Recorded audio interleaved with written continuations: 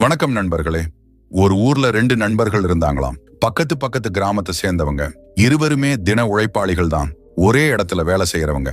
போதிய வருமானமே இல்லாததுனால இருவருமே ரொம்ப கஷ்டத்துல இருந்தாங்க. இப்படியே தங்களோட வாழ்க்கை போயிடக்கூடாது, எப்படியாவது கடினமா உழைச்சு முன்னேறியே ஆகணும் அப்படின்னு அடிக்கடி சிந்திப்பாங்களாம்.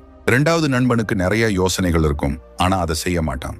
ஆனால் முதலாவது நண்பனுக்கு யோசனைகள் இருக்காது, ஆனா செயல்முறைப்படுத்துவதற்கான ஆர்வம் இருக்கும். ஒரு நாள் இருவருமே மதிய உணவு இடைவேளையின் போது வழக்கம் போல தங்களோட எதிர்காலத்தை பத்தி பேசிட்டு இருந்தாங்களாம். எப்படியாவது ஏதாச்சும் செஞ்சு வாழ்க்கையில முன்னேறிடணும், நம்மளோட வருமானத்தை உயர்த்தியே ஆகணும் அப்படின்னு பேசிட்டு இருக்கும்போது இரண்டாவது நண்பன் ஒரு யோசனை சொன்னானாம். பேசாம ரெண்டு பேருமே ஒரு பசுமாடு வாங்கி பால் வியாபாரம் செஞ்சா என்ன? கொஞ்ச நாள் கஷ்டப்பட்டா நாமளும் முன்னேறிடலாம், நிறைய வருமானமும் கிடைக்கும் அப்படின்னு சொன்னானாம். இந்த யோசனை முதலாவது நண்பனுக்கும் பிடிச்சது. ரெண்டு பேருமே நாளைக்கே ஒரு சந்தைக்கு போய் ஒரு பசுமாடு வாங்கி பால் வியாபாரம் செய்யலாம் அப்படின்னு முடிவு பண்ணாங்க. அதுக்கப்புறம் தங்களோட வீட்டுக்கும் போயிட்டாங்க. அடுத்த நாள் முதலாவது நண்பன் சொன்ன நேரத்துக்கு மாட்டு சந்தையில தன்னோட இரண்டாவது நண்பனுக்காக காத்திருக்க ஆரம்பிச்சானாம். காலையில வந்தவன் மாலை 7 மணி வரைக்கும் காத்திருந்தான். இரண்டாவது நண்பன் வரவே இல்லை. சரி, இதுக்கு மேல அவனுக்காக காத்திருக்க வேண்டாம் அப்படின்னு தான் கொண்டு வந்திருந்த காசுக்கு தகுந்தாற் போல ஒரு பசுமாட்டை வாங்கிட்டு தன்னோட வீட்டுக்கும் போயிட்டானாம். அடுத்த நாள்ல இருந்து கடினமா உழைக்கவும் ஆரம்பிச்சானாம். பசுமாட்டுக்கு புல்லு போடுறது, சுத்தம் பண்றது, பால் கறக்கிறது, பாலை விற்கிறது அப்படின்னு கடுமையா உழைக்கவும் ஆரம்பிச்சானாம். ஒரே வருஷத்துல அவன் கிட்ட 10 பசுமாடுகள் இருந்துச்சு. சில வருஷத்துக்கு அப்புறமா காரு, பங்களா, பசுமாட்டு பண்ணை அப்படின்னு ஒரு வசதியான வாழ்க்கை வாழ்ந்துட்டும் இருந்தானாம். அவனோட பண்ணைக்கு மேலும் சில பசுமாடுகள் தேவைப்பட்டுச்சு. அதை வாங்குறதுக்காக ஒரு கிராமத்துக்கும் போனானாம். அப்பொழுதுதான் அவனுக்கு தன்னுடைய பழைய நண்பனோட ஞாபகமும் வந்துச்சு. வந்ததே வந்துட்டோம், அப்படியே தன்னோட நண்பனை பார்த்துட்டு போயிடலாம் அப்படின்னு நினைச்சு அவனும் காரை விட்டு இறங்கி ஒருத்தர்கிட்ட விசாரிக்கலாம் அப்படின்னு போனானாம். பார்த்த உடனே கண்டுபிடிச்சிட்டான். அவர் வேற யாரும் இல்ல, தன்னோட சிநேகிதன் தான் அப்படின்னுட்டு. நண்பா, நல்லா இருக்கிறியா அப்படின்னு கேட்டானாம். அழுக்கான கிழிந்த உடையோட இருந்த அந்த நபரும் தன்னை நோக்கி மிக நேர்த்தியான உடை அணிஞ்சு, அதுவும் கார்ல இருந்து இறங்கி வந்து அப்படின்னு கேட்கிற நபர் யாரு அப்படின்னு உத்து பார்த்தானாம். அடுத்த நிமிஷமே அவனுக்கும் அடையாளம் தெரிஞ்சிருச்சு. நல்லா இருக்கிறேன் அப்படின்னு சோகமா சொன்னானாம். பார்த்தே ரொம்ப நாள் ஆச்சு, நிறைய பிசினஸ் ஐடியா எல்லாம் வச்சிருப்ப, என்னை விட மிகச்சிறந்த ஆளா இருப்ப அப்படின்னு நினைச்சிட்டு இருந்தேன்.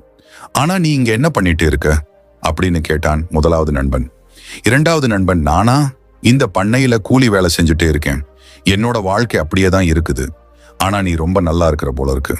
ஆண்டவன் உனக்கு அள்ளி அள்ளி கொடுத்திருப்பான் போல இருக்குது. உனக்கு அள்ளி அள்ளி கொடுத்த ஆண்டவன் எனக்கு கிள்ளி கூட கொடுக்கல. என்னோட நிலைமை அப்படியே தான் இருக்குது. நான் இன்னும் வறுமையிலேயே தான் தத்தளிச்சுட்டு இருக்கிறேன் அப்படின்னு ரொம்ப கவலையோட சொன்னானாம். இத கேட்ட முதலாவது நண்பன் சிரிச்சிட்டு, எனக்கு ஒரு சந்தேகம், நீதான் அன்னைக்கு மாடு வாங்கலாம், பால் வியாபாரம் செய்யலாம் அப்படின்னு சொன்னேன். மாட்டு சந்தைக்கும் இத்தனை மணிக்கு வா அப்படின்னு சொன்னேன். உனக்காக வந்து ரொம்ப நேரமா சந்தையிலேயே காத்துட்டு இருந்தேன், ஆனா நீ வரவே இல்லை, ஏன் வரல அப்படின்னு கேட்டானாம். அதுக்கு இரண்டாவது நண்பன் சொன்னான், ஓ அதுவா, அன்னைக்கு சாயந்தரமே என்னோட மனைவி கிட்ட நம்மளோட திட்டத்தை பத்தி சொன்னேன். அதுக்கு அவ சொன்னா, முன்ன பின்ன உனக்கு பசுமாட்டை பத்தி ஏதாச்சும் தெரியுமா? அதை எப்படி பராமரிக்கிறது இதெல்லாம் உனக்கு தெரியுமா? அதுக்கு நீ தீனி கொடுக்கணும், தண்ணி கொடுக்கணும், இதெல்லாம் இதுக்கு முன்னாடி பண்ணிருக்கியா? ஒருவேளை அந்த பசுமாடு நோய்வாய்ப்பட்டுச்சுன்னா நீ என்ன செய்ய போற? ஒருவேளை அந்த பசுமாடு இறந்தே போயிடுச்சு, அப்ப நீ என்ன செய்ய போற அப்படின்னு கேட்டா. அப்ப அவ சொல்றதும் சரின்னு எனக்கு பட்டுச்சு, அதனாலதான் நான் அன்னைக்கு சந்தைக்கு வரல அப்படின்னு சொன்னானாம். அதை கேட்ட முதலாவது நண்பன் கடகடன்னு சிரிச்சிட்டே, ஓ, வாங்காத பசுமாடு நோய்வாய்ப்பட்டு இறந்து போயிட்டா என்ன செய்யறது அப்படின்னு நினைச்சுதான் நீ அன்னைக்கு வரலையா அப்படின்னு கேட்டானாம். அதுக்கப்புறம் சரி, நான் போயிட்டு வரேன், மேலும் உனக்கு ஏதாச்சும் உதவினா என்ன வந்து பாரு அப்படின்னு சொல்லிட்டும் அங்கிருந்து போயிட்டானாம். தன்னோட நண்பனோட வளர்ச்சியை பார்த்து, நான் ஐடியா கொடுத்தவன் எல்லாம் நல்லா இருக்கிறான், என்னோட நிலைமை தான் எந்த முன்னேற்றமும் இல்லாமையே போயிட்டே இருக்குது அப்படின்னு நினைச்சு ரொம்ப வருத்தத்தோட தன்னோட வீட்டுக்கும் வந்து தன்னோட மனைவி கிட்ட நடந்த எல்லா விஷயத்தையும் சொன்னானாம். அதுக்கு மனைவியோ, உன்னோட நண்பனோட நேரம் நல்லா இருக்குது, அவன் முன்னேறிட்டான் அப்படின்னு சொன்னாங்களா. உன்னாலதான் என்னோட வாழ்க்கையில எந்த முன்னேற்றமும் இல்லை. நான் மட்டும் அன்னைக்கு பசுமாடு வாங்கியிருந்தேன்னா நானும் இன்னைக்கு பெரிய மனுஷனா மாறியிருப்பேன் அப்படின்னு அவன் சொன்னான். நான் இன்னைக்கும் சொல்றேன், ஒருவேளை அந்த பசுமாடு இறந்து போயிருச்சுன்னா உனக்கு பெருத்த நஷ்டம் தான் ஏற்படும். நான் உனக்கு நல்லது மட்டும்தான் சொல்றேன் அப்படின்னு அந்த மனைவி சொன்னாங்க. நீ என்ன சொன்னாலும் சரி, நான் பசுமாடு வாங்கியே தீருவேன் அப்படின்னு சொல்லிட்டு அவளோட நகையை வித்து காசை எடுத்துட்டு அடுத்த நாளே ஒரு பசுமாடு வாங்கி அதை வச்சு வேலை பார்க்க ஆரம்பிச்சான். கடினமா உழைக்கவும் ஆரம்பிச்சானாம். என்னதான் கடினமா உழைச்சாலும் அவனோட மனசோட ஒரு மூலையில, ஒருவேளை இந்த பசுமாடு என்னோட மனைவி சொன்ன மாதிரியே இறந்து போயிருச்சுன்னா நான் என்ன செய்வேன் அப்படிங்கிற எண்ணம் மட்டும் எதிரொலிச்சுட்டே இருந்துச்சு. அவனோட எண்ணத்தோட பிரதிபலனோ என்னவோ தெரியல, அந்த பசுமாடு கொஞ்ச நாள்லயே இறந்தும் போயிடுச்சு. அவனுக்கு பெருத்த நஷ்டமும் ஏற்பட்டுச்சு. இருந்தாலும் வேறொரு விதமா நம்மளோட முயற்சியை செஞ்சுட்டே இருக்கணும் அப்படின்னு நினைச்சு தன்னோட நண்பனை பார்க்க போனானாம். அவன் பசுமாட்டு பண்ணை மட்டும் இல்ல, விவசாயமும் செஞ்சுட்டு வர்றதையும் பார்த்தானாம். நானும் விவசாயம் செஞ்சே தீருவேன் அப்படின்னு நினைச்சு அவன்கிட்ட இருந்த சின்ன நிலத்துல பயிரிடவும் ஆரம்பிச்சானாம். நண்பன் என்னெல்லாம் செய்யறான் அப்படின்னு தினமுமே அவனோட நிலத்தை போய் பார்த்துட்டு வந்து அதே மாதிரியே தன்னோட நிலத்தையும் பராமரிக்கவும் ஆரம்பிச்சானாம். அதாவது அவன் விதை விதைச்சா இவனும் விதை விதைப்பான், அவன் களை எடுத்தா இவனும் களை எடுப்பான், அவன் மருந்தடிச்சான்னா இவனும் மருந்தடிப்பான், அவன் தண்ணி கட்டுனா இவனும் தண்ணி கட்டுவான். நண்பனோட நிலத்துல அறுவடையும் முடிஞ்சிருச்சு. அவனுடைய நண்பன் நிறைய லாபமும் பார்த்தான். ஆனா இவன் நட்டு வச்ச பயிர்கள் முளைக்காமையே இருந்துச்சு. காரணம் என்ன? நானும் கடினமான உழைப்பை போட்டேன் அப்படின்னு ரொம்ப சோகத்தோட உட்கார்ந்து யோசிக்கும் போதுதான் அவனுக்கு ஒரு விஷயம் புரிய வந்துச்சு. நண்பன் விதைச்ச விதை நெல் விதை, ஆனா நாம விதைச்சது மஞ்சள் விதை. நெல்லுக்கு அதிகமா தண்ணி கட்டணும், மஞ்சளுக்கு அதிகமா தண்ணி தேவைப்படாது. அதிகமான தண்ணியால தான் நாம நட்ட மஞ்சள் எல்லாம் அழுகி போயிருச்சு அப்படிங்கிற விஷயம் காலம் கடந்துதான் அவனுக்கு புரியவும் வந்துச்சு. புலிய பார்த்து பூனை சூடு போட்ட கதையாதான் நம்ம கதையும் ஆய் போயிடுச்சு அப்படின்னு நினைச்சு வருந்தவும் ஆரம்பிச்சானாம். நான் தான் ஆரம்பத்திலேயே வேண்டா பேசாம கூலி வேலைக்கே போன்னு சொன்னேனே, கொஞ்சமாவது கேட்டியா? அட பாவி மனுஷா, எல்லாத்தையும் இழந்து அடுத்த வேளை சாப்பாட்டுக்கு கூட வழி இல்லாம இருக்கிறோமே அப்படின்னு மனைவி கத்த ஆரம்பிச்சுட்டாங்க. ரொம்ப நொந்து போன அவனும் ஒரு துறவிய போய் சந்திச்சானாம். துறவியே, என்னதான் நான் கடினமா உழைச்சாலும் புத்திசாலியா இருந்தாலும் என்னோட வாழ்க்கையில எந்த முன்னேற்றமும் இல்ல, தயவு செஞ்சு வாழ்க்கையில முன்னேற ஏதாச்சும் நல்ல வழி சொல்லுங்க அப்படின்னு கேட்டானாம். குருவும், நான் ஒரு கதை சொல்றேன் கேளு அப்படின்னு சொல்லி கதையை சொல்ல ஆரம்பிச்சாராம். ஒரு நாட்டை ஒரு மன்னர் நல்லாட்சி புரிஞ்சிட்டு வந்தாராம். அவர் மிகச்சிறந்த கடவுள் பக்தராம். தினமுமே சாமி கும்பிட்ட பிறகுதான் பச்சை தண்ணி கூட குடிப்பாராம். ஒரு நாள் அந்த மன்னர் காட்டுக்குள்ள வேட்டையாட போயிருந்தாராம். ரொம்ப இருட்டானதுனால வேற வழி இல்லாம காட்டிலேயே தங்கிடலாம் அப்படின்னு முடிவெடுத்தாராம். கூடாரம் அமைச்சு காட்டுக்குள்ளாரையும் தங்கினாராம்.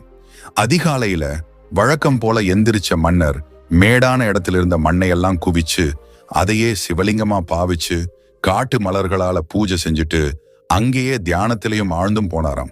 அப்போ அந்த சமயம் ஒரு வேடன் புள்ளிமான துரத்திட்டே வந்தானாம். அவனோட கவனம் முழுவதுமே அந்த மானின் மேலேயே இருந்ததுனால அவன் மன்னனையோ அவர் பூஜை செஞ்சுட்டு இருந்த லிங்கத்தையோ கவனிக்கல. மான் எப்படி துள்ளி குதிச்சு போயிட்டு இருந்துச்சோ அதே மாதிரி அவனும் துள்ளி குதிச்சுட்டு போயிட்டே இருக்கும்போது அவனோட கால் தெரியாம அந்த சிவலிங்கத்தின் மேல பட்டு அந்த சிவலிங்கம் உடைஞ்சு போயிருச்சு. அதை பார்த்த மன்னருக்கு கடும் கோபம் வந்துருச்சு. உடனே இந்த வேடனை கைது செய்யுங்கள் அப்படின்னு தன்னோட வீரர்களுக்கு கட்டளை பிறப்பிச்சாராம். வீரர்களும் அந்த வேடனை துரத்திட்டு காட்டுக்குள்ளாரையும் போனாங்களாம். காட்டுக்குள்ளார ஓடி பழக்கப்பட்ட வேடனோட வேகத்துக்கு ஈடு கொடுக்க முடியாத வீரர்கள் அவனை பிடிக்க முடியாம தொங்கி போன முகத்தோட கூடாரத்துக்கும் வந்தாங்களாம். அவங்களோட முகத்தை பார்த்த மன்னனுக்கு மேலும் கோபம் அதிகமாயிடுச்சு. ஒரு வேடனை கூட உன்னால பிடிக்க முடியலையா அப்படின்னு சத்தம் போட்டுட்டு இருக்கும்போதே அந்த வேடனும் தான் வேட்டையாடிய மானை தோல் மேல போட்டுட்டு அந்த வழியா வந்துட்டு இருந்தானாம். அதை பார்த்த வீரர்கள் உடனே அவனை சுத்தி வளைச்சு பிடிச்சு அரசரின் முன்னாடி கொண்டு வந்து நிறுத்தினாங்களாம். அப்பொழுதுதான் அந்த வேடன் அரசரையும் அரச பரிவாரங்களையும் பார்க்கிறான். அரசரின் முன்னாடி மண்டியிட்டு, அரசரே வணக்கம், நீங்கள் என்னோட இருப்பிடத்திற்கு வந்திருப்பது என்னோட பாக்கியம், வரவேற்கிறேன் அப்படின்னு சொன்னானாம். அதை கேட்ட அரசர் ரொம்ப கோபத்தோட, என்ன நடிக்கிறியா அப்படின்னு கேட்டாராம்.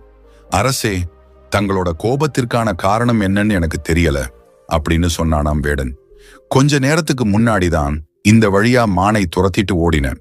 நான் பூஜை செஞ்சுட்டு இருந்த லிங்கத்தை காலால எட்டி உதைச்சது மட்டும் இல்ல, நான் இந்த நாட்டோட அரசன் என்ன பார்க்காத மாதிரியே போய் என்னையும் அவமானப்படுத்திட்ட அப்படின்னு சொன்னாராம்.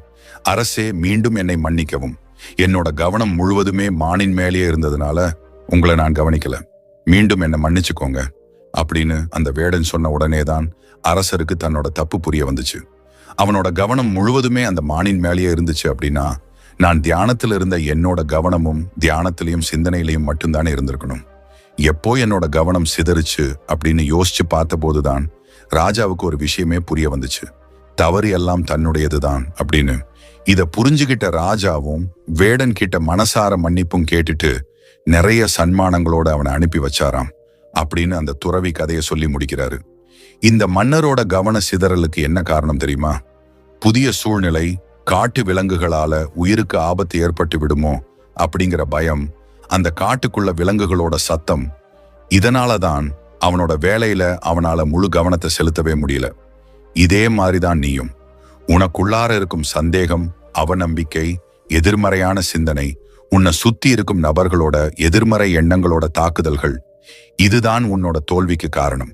அதான் நீ புத்திசாலியா கடின உழைப்பு உழைச்சாலும் இவை அனைத்துமே உன்னோட தோல்விக்கு காரணம். உன்னோட நண்பன் அந்த வேடனை போல அவனோட கவனம் முழுவதுமே அவனோட லட்சியத்தில் இருந்ததுனாலதான் அவனால வெற்றி பெற முடிஞ்சது. உன்னுடைய எதிர்மறையான எண்ணங்களை விட்டுட்டு நேர்மறையான எண்ணங்களோட, உன்னை சுத்தி இருக்கும் மனுஷங்களோட எதிர்மறையான எண்ணங்களை காதுல கொஞ்சம் கூட வாங்கிக்காம கடினமா உழைச்சினா நீயும் வாழ்க்கையில முன்னேறலாம் அப்படின்னு சொன்னாராம். அவனும் தன்னுடைய அவர்களை உணர்ந்து துறவிக்கு நன்றியும் சொல்லிட்டு வாழ்க்கையில நேர்மறையான எண்ணத்தோட முன்னேறினான். கனவு காணுங்கள் அப்படின்னு அப்துல் கலாம் ஐயா சொல்லியிருக்கிறாரு. அவர் சொன்னது நேர்மறையா கனவு காணுங்கள் அப்படின்னு சொன்னாரு. ஆனா எதிர்மறையான எண்ணங்களோட கனவு கண்டு தன்னோட முயற்சிகளை கொஞ்சம் கூட தொடங்காம இருக்கிறவங்க தான் நம்மள பல பேர் இருக்கிறாங்க. இன்னையோட உங்களோட எதிர்மறையான சிந்தனைகளை விட்டுட்டு நேர்மறையான சிந்தனைகளோட இருங்க. நிச்சயமா உங்களோட வாழ்க்கையிலையும் நல்லது நடக்கும். நிச்சயமா நீங்களும் வாழ்க்கையில முன்னேறுவீங்க. மீண்டும் நல்ல கதையோடு சந்திக்கிறேன். நன்றி, வணக்கம்.